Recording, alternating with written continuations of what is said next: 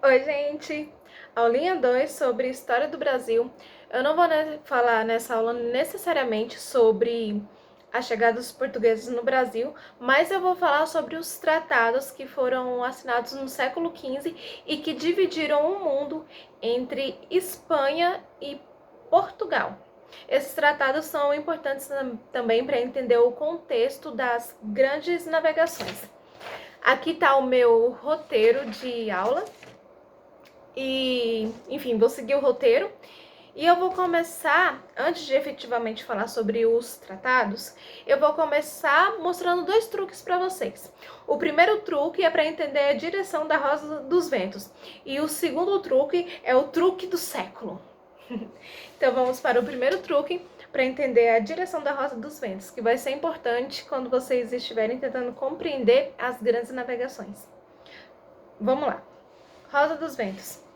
Qual que é a direção da Rosa dos Ventos? Vamos lá. Em nome de norte, sul, leste e oeste. É uma paródia do sinal da cruz dos católicos. Não sei nem se eu fiz certinho o sinal da cruz, gente. E espero que vocês não me levem a mal, vocês que são católicos. Mas enfim. O norte fica em cima, o sul fica embaixo, o leste fica na direita, o oeste fica na esquerda. E agora, o truque do século. Como é que a gente descobre em que século a gente tá? Vou falar dando um exemplo para vocês. Em que ano nós estamos? Estamos no ano 2020. Mas em qual século? Como é que a gente descobre que a gente está no século? Nesse século aqui. A gente pega os dois primeiros números, que formam o decimal. E qual que é o decimal? Os dois primeiros números de 2020 é o 2 e o 0. Forma o número 20. Eu pego esse número e eu somo mais um. Quanto que é 20 mais 1? 21. 21. Qual que é o nosso século? Século 21. Vamos pegar outro exemplo. O ano de 1500, que foi o ano da descoberta do Brasil. Da descoberta do Brasil. Quais que são os dois primeiros números desse ano? 15. Aí você pega o 15 e soma mais um. Dá 16. Agora eu vou perguntar para vocês. Qual que foi o século em que o Brasil foi descoberto? Século XVI. Qual que foi o ano? Ano de 1500. Bom, gente, esses foram os truques que eu tava muito a fim de mostrar para vocês. São truques que vocês podem levar para a vida. E agora vamos falar efetivamente do tema dessa aulinha, não é mesmo? Vamos começar pelo contexto dos tratados. E que tratados foram esses que foram assinados, que dividiram o mundo? Foi o Tratado de Toledo, a Bula Intercoetera e, finalmente, o famosão, o Tratado de Tordesilhas. Qual foi o contexto de criação e assinatura desses tratados? Foi o contexto das grandes navegações. Elas começaram lá quando Portugal resolveu se expandir, conquistando Celta lá em 1415. A gente falou disso lá na aula número 1. E segundo, também foi no contexto da unificação dos reinados de Castela e Aragão. Essa unificação se deu depois da expulsão dos mouros, né, dos muçulmanos, proporcionou a expulsão dos muçulmanos e também formou a Espanha. Bom, gente, dito isso, eu vou começar a falar do primeiro tratado. Foi o Tratado de Toledo. Ele foi assinado em 1479, no século XV, e foi assinado entre os reinos de Castela, Aragão e Portugal. Os assuntos desse tratado eram acerca da sucessão do trono de Castela, dos direitos de posse sobre as terras que foram descobertas e a descobrir, e também dos direitos de navegação. Bom, gente, primeiro aqui eu vou falar um pouco sobre os direitos de posse sobre as terras e sobre os direitos de navegação, sobre os termos que foram assinados no Tratado de Toledo. Vamos lá, eu vou pegar. Os termos do tratado garantiam o reconhecimento do direito de Portugal sobre as Ilhas Atlânticas e do Golfo da Guiné, que eles tinham descoberto por meio de suas navegações, e também garantiu o prosseguimento da exploração da costa africana por Portugal além de dar a Castela o direito sobre as Ilhas Canárias e também o Reino de Castela renunciava o direito de navegar ao sul do Cabo do Bojador, lá na costa da África. Então, agora eu vou falar um pouquinho sobre a Guerra de Sucessão, para você entender qual foi o motivo fundamental assinado desse tratado, porque ele não falou só sobre os direitos de navegação nem de posse de terras, mas ele falou principalmente sobre com quem ficaria o Reino de Castela. E como é que se deu a Guerra de Sucessão?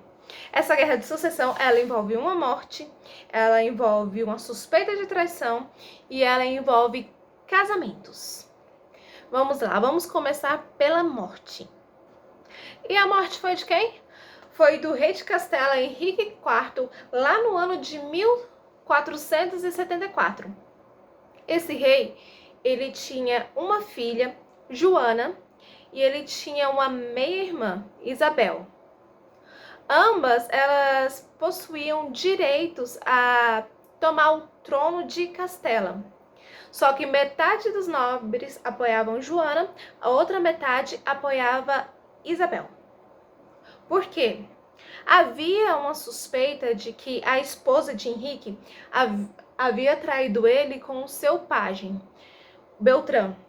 Tanto é que a Joana era conhecida como Joana Abeltraneja, porque metade dos nobres achavam que ela era filha desse pajem, e não exatamente do rei de Castela. E também tinha a meia-irmã, que seria a herdeira imediata do trono de Castela. E com quem essas mocinhas eram casadas?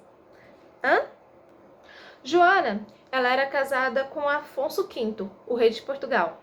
E Isabel, ela era casada com Fernando II, o rei de Aragão. E aí, gente? As duas tinham direito à coroa.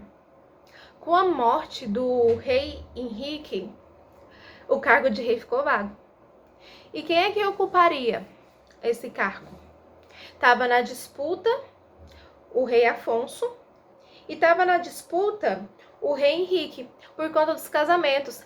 Apesar da pessoa, do herdeiro legítimo, nesse caso, serem as mulheres, elas não assumiriam a atuação política daqueles reinados. Quem assumiriam eram os seus maridos. E para decidir, como é que a gente vai decidir uma questão tão difícil assim? Com guerra, mete pau, dá-lhe espada, dá-lhe flechada. E esses reinados começaram a guerrear pra caramba. Mas guerrearam tanto e não chegaram a nenhuma solução. Então eles resolveram assinar um tratado de paz. Esse tratado de paz foi o Tratado de Toledo, e ele também é conhecido como a Paz de Alcaçovas-Toledo. Alcaçovas porque ele foi assinado lá na região portuguesa, conhecida como Alcaçovas.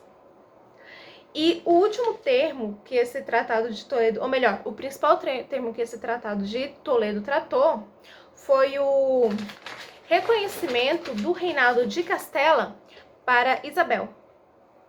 E por causa desse reconhecimento, quem é que ficou reinando sobre Castela? Quem é que foi o rei político, quem é que exerceu realmente o poder em Castela? Foi o rei Fernando II.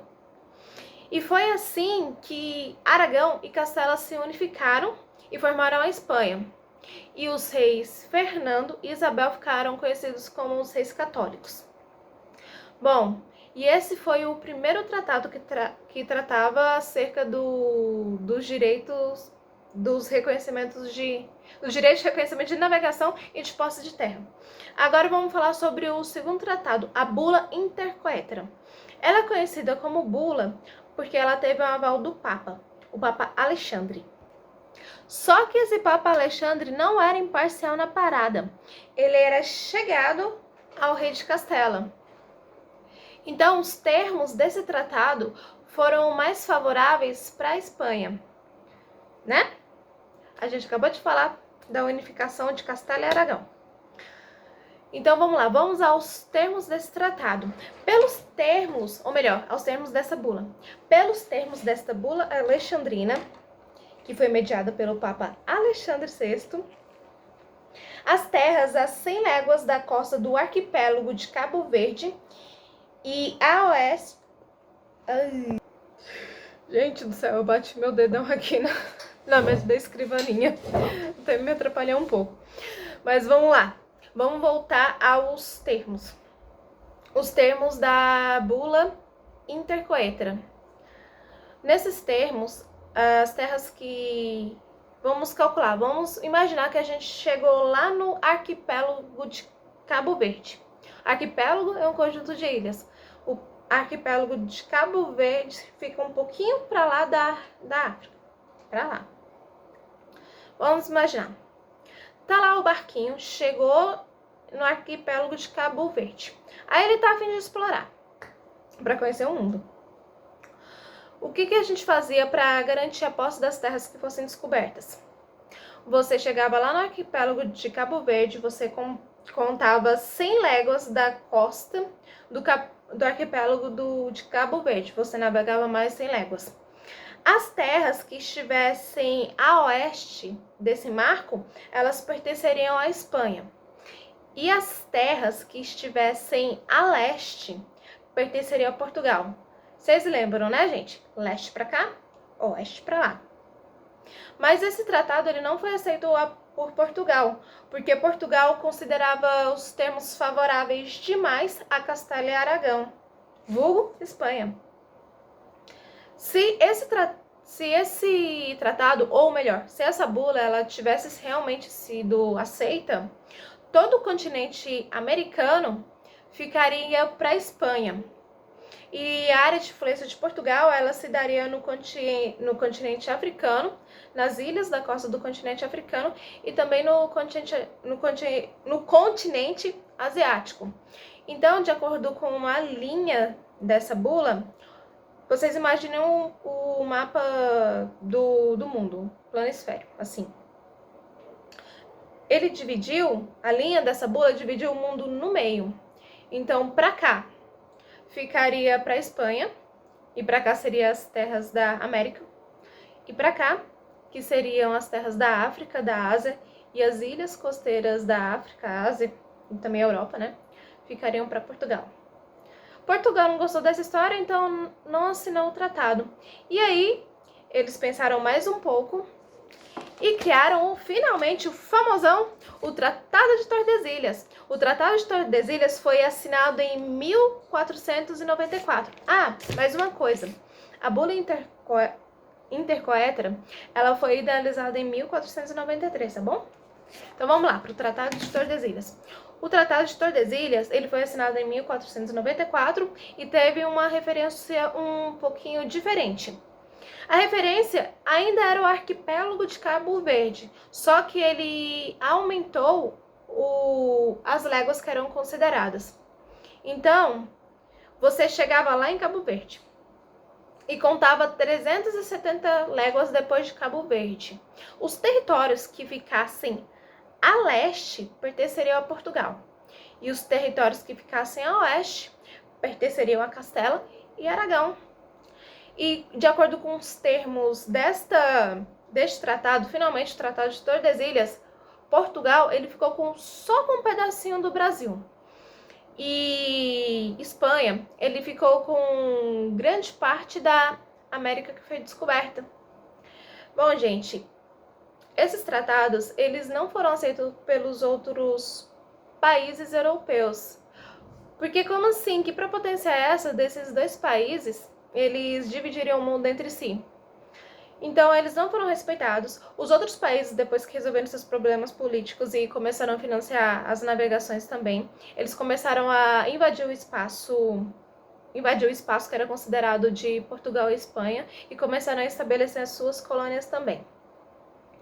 Bom, eu finalizo por hoje essa aula. Ah, só falando mais uma coisinha. O Papa Alexandre também abençoou esse tratado, tá bom? E mais outra coisa. Por que era importante e por que as pessoas daquela época consideravam o Papa uma influência religiosa para assinar termos políticos? Gente, vocês têm que ter em mente que a mentalidade daquela época também ela era bastante católica, era bastante cristã. Por quê? A época das grandes navegações, apesar das descobertas terem assinalado o início da era moderna, a mentalidade ainda era bastante voltada para a Idade Média e para os ideais cristãos da Idade Média. Então, gente, as ideias elas demoram um pouco mais para mudarem. Bom, finalmente, final da aula. Na próxima aula eu vou falar sobre a chegada dos portugueses no Brasil. Muito obrigada por quem viu essa aula. Então, até a próxima. Tchau, gente. Beijinho. Lembrem de curtir, comentar e me falarem no que eu posso melhorar, né? Falou, tchau!